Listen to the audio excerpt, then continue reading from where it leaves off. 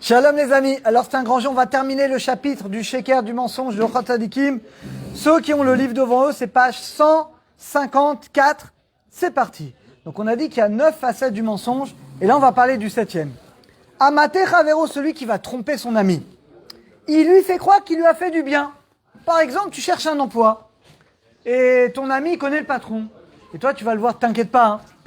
Je lui ai parlé, t'inquiète pas, je m'occupe de tout. Mais en fait, t'as rien fait du tout. Donc tu fais croire à quelqu'un que tu lui as fait une tova, que tu lui as fait du bien. Moralité, tu ne l'as rien fait. Comment ça s'appelle cet interdit? L'igno gnevada, tu lui as volé son esprit.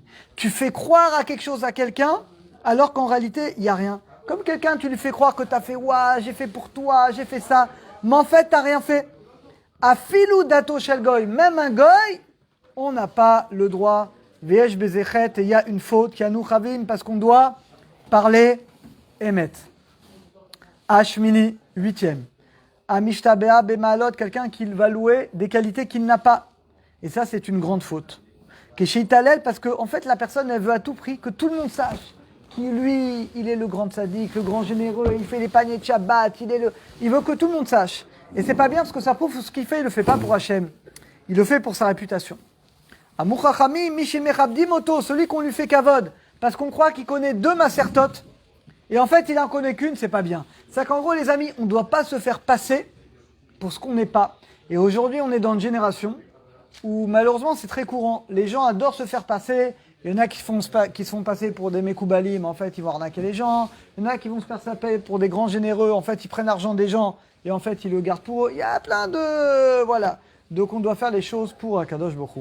Atishi, la dernière partie du Sheker, à Mesaper Bessipourim, quelqu'un qui écoute des histoires, il rif, mais il change. Venefsed les Shumadam, alors, il baratine, il change les histoires, bien qu'il ne va causer aucun ézec à personne, mais c'est pas bien. Pourquoi c'est pas bien, hein? Parce qu'il ment. Et là, regardez l'exemple qu'il va donner, c'est terrible. Rav avait une femme qui était très méchante. Et elle faisait exprès de faire le contraire de ce qu'il voulait pour l'énerver. Par exemple, quand il disait « je veux manger des lentilles », elle faisait du houmous. Quand elle lui disait « qu'est-ce que tu veux manger, mon chéri, du houmous ?» elle faisait des lentilles. Alors, son fils Ria, qui est un tzaddik, son fils l'a dit « moi, je vais faire kiboud avem ». Il allait voir son père « qu'est-ce que tu veux ?»« Manger, papa, des lentilles. » Il allait voir sa mère « papa veut du houmous ». Elle faisait des lentilles. Quand son père s'en est rendu compte, il a dit « non, mon fils, tu n'as pas le droit de mentir. Parce que, bien que tu le fais avec une bonne intention, pour moi, mais si tu t'habitues à mentir, eh ben, nous, c'est quelque chose, c'est une abomination aux yeux d'Hachem. Donc, même pour une bonne raison, on ne doit pas mentir. Quand quelqu'un te demande quelque chose, tu ne dois pas demander de dire « j'ai pas ». Ah, mais tu vas essayer de ne pas mentir. Il dit même un goy qui vient pour t'emprunter de l'argent, tu dois éviter de dire « j'ai pas d'argent ». Tu dois dire « je suis désolé, j'ai, mais là j'ai besoin, je ne peux pas te prêter ». Mais tu ne dois pas mentir « j'ai pas » alors que tu as. Il dit sauf s'il risque de te haïr. Sauf si ça va faire une histoire, si tu lui dis la vérité, ça va faire une guerre atomique, ça va faire une marque, tu peux mentir. Mais sinon, il vaut mieux éviter. Dis-lui si tu peux, je suis désolé, j'ai, mais là je dois l'investir, je dois acheter aujourd'hui, j'ai besoin. T'essaies dans la mesure du possible, évidemment, de ne pas mentir. Et des loïgrom, il ne faut pas entraîner également que les autres vont mentir à cause de nous. Par exemple, regardez ce qu'il dit. Tu as 2 personnes, ils sont en train de dire un secret. Tu les vois, ils sont en privé comme ça, ils seront en train de parler. Tu vas aller voir, tu dis Richard, de quoi tu parlais avec Yitro? Mais tu vois qu'ils étaient dans un coin, ils étaient en train de dire un secret. Alors, c'est assourd parce que s'ils parlent en cachette, c'est qu'ils veulent pas que ça sache. Donc, tu vas obliger Richard à mentir. Il va te dire, non, mais Yitro, je disais, il n'a pas envie, c'est quelque chose de privé, il n'a pas envie de raconter. Donc, toi, tu n'as pas le droit de faire le lourd. Parce qu'en faisant ça, tu vas provoquer finalement l'autre, en mentant. Lo et Shaka Bemassa Matan, il ne faut pas mentir dans le business. Les amis, on est dans une génération, malheureusement, il y a beaucoup de vols. Il y a beaucoup de gens, malheureusement, qui vont arnaquer. Et il faut savoir que même des goïms, ça sourd. Voler un goy, les amis, c'est même pire, parce qu'il y a un chilou lachem. Et combien, malheureusement, à ce qui paraît, dans des émissions, ils montrent des juifs, lo allez-nous, qui vivent en Israël. Franchement, on m'a raconté, ça fait frémir. Quel chilou lachem. À part le vol, que la personne devra revenir en Gilgoul pour tout rendre.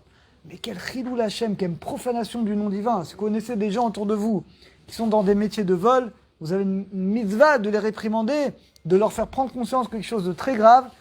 Cet argent qu'ils gagneront, ils ne pourront rien bénéficier. Ils reviendront en Gilgoul pour réparer. et ils entraînent une profanation du nom d'Hachem. La totale. Il n'y a pas de faute plus grave dans la Torah. Il faut vraiment que tout le monde fasse tchouva. Isère, il ne faut pas s'unir aux menteurs.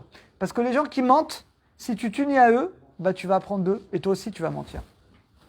Pas amim, mais des fois, et c'est la fin, des fois il y a une mitzvah de mentir. Et on va voir 4 exemples. Premièrement, le shalom. Un homme entre un homme et sa femme, entre 2 personnes qui sont bagarrées. Tu sais que si tu dis à ta femme que ta mère, sa soeur, sa belle-sœur, son chien, ils ont dit quelque chose, ça va faire une histoire. Oh, tais-toi, Amine. Non, elle n'a pas dit ça. Mais non, t'as pas compris. Il parlait de Tata Rosette, il parlait de ta... Mais il parlait pas de toi. T'as une mitzvah de mentir. Des fois, les maris sont bêtes. Pourquoi tu dis? Pourquoi t'as besoin de dire que ta mère, ta soeur, ta belle-sœur, elle a dit ça? Mais tais-toi. Tais-toi. Là, tu peux mentir. Si tu sais que ça va faire une marloquette, et ben dans ce cas, t'as une mitzvah de mentir. Ou 2 personnes qui sont fâchées. Là, tu peux mentir. Tu sais, il est venu me voir. Tu sais, vraiment, il regrette. Il regrette qu'il t'a mal parlé, etc. Là, c'est une mitzvah. Parce que tu vas mentir pour rapprocher des gens qui sont fâchés. Autre exemple, pour louer une kala. T'as ton ami s'est marié. Et la kala, malheureusement, elle est catastrophique. Eh bien, pourtant, la halakha est comme Beth Hillel. On peut mentir. Il dit, ouah, ta kala, mais tu sais quoi, où est-ce que tu l'as trouvée? Mais elle a l'air exceptionnelle. C'est une grande sadéquette, etc. Mais en fait, c'est pas vrai. T'as le droit. Tu dis, mais c'est un mensonge. La Gemara dit non, parce que pourquoi il se marie avec elle? Bah, c'est que lui, il la trouve belle. Sinon, on ne se marierait pas avec elle. Donc, quand tu dis qu'elle est belle, bien qu'elle n'est pas, c'est pas vraiment un mensonge. Parce qu'elle est belle aux yeux de son khatan. Donc là également, tu peux mentir. Et autre chose, quand tu es invité. Imagine t'as invité chez Geoffrey. Voilà, imagine. Et il t'a reçu vraiment. Mais alors, jamais on t'a reçu comme ça. Bon, c'est pas vrai, j'attends toujours, mais imaginons, jamais. Et ben là, j'ai pas le droit de dire, les amis, vous savez quoi, si vous êtes un jour invité chez Geoffrey de ta vie, mais jamais on t'a reçu comme ça. Pourquoi moi, j'ai pas le droit de dire ça, même si c'est vrai? Parce qu'après, les gens blata, ils vont dire à Geoffrey, moi aussi, je veux venir Shabbat chez toi, quand tu m'invites, etc. Et finalement, ça va lui causer du tsar. Donc, dans ce cas-là, j'ai le droit de dire, ouais, d'abord, j'ai le droit de mentir, de pas dire que j'étais chez Geoffrey. Et même si j'étais vraiment, c'était bien. Bon, Hachem, on a passé un bon Shabbat. Mais tu vas pas raconter la folie que tu as vécue pour ne pas que les gens finalement, s'invitent chez lui. On a le droit de mentir également pour l'humilité dans l'étude. Voilà, je vais demander à John. John, est-ce que tu as étudié cette Maséchet? Il la connaît. Tu as le droit de dire non par humilité. Tu as le droit de dire non, moi tu sais, non, je connais pas. C'est bien, ça enlève l'orgueil. Et l'orgueil, c'est la mida qu'on doit le plus travailler. Donc, tu as le droit de mentir pour cacher l'étendue de tes connaissances. C'est comme le Rav Yosef, son beau-père, il lui a dit tu connais le chasse? Il dit non, je connais pas le chasse. T'as fait une partie? Ouais, il lui fait à peu près la moitié. Et en fait, il se rendait compte, il connaissait tout. Il lui a dit celle que tu veux à la fin, mais il se rendait compte qu'il connaissait tout. Et la dernière, l'exemple préféré de beaucoup d'hommes, le lit. C'est quoi le lit, Noam? Le mikvé. Très bien, Bruno. Ta femme, elle a un mikvé ce soir. Et ce soir, tes amis, ta famille, ils t'invitent. Comme par hasard ce soir, un truc de fou, un mariage, une bar mitzvah, un repas. Eh ben, t'as le droit de mentir, de dire je suis désolé, je peux pas, j'ai un client, j'ai un truc, etc. Par souci de tsniout, de pudeur. Dans tous ces cas-là, c'est une mitzvah, donc on répète, soit pour le shalom des personnes, soit on a dit louer une kala, on a dit quand t'es invité, on a dit l'étude de la Torah par humilité, et on a dit le dernier, le mikvé de ta femme. Bon Hachem, on a terminé, qu'Hachem nous aide à bien utiliser notre bouche, toujours pour dire des bonnes choses, Bézant Hachem. Alors là les amis, on va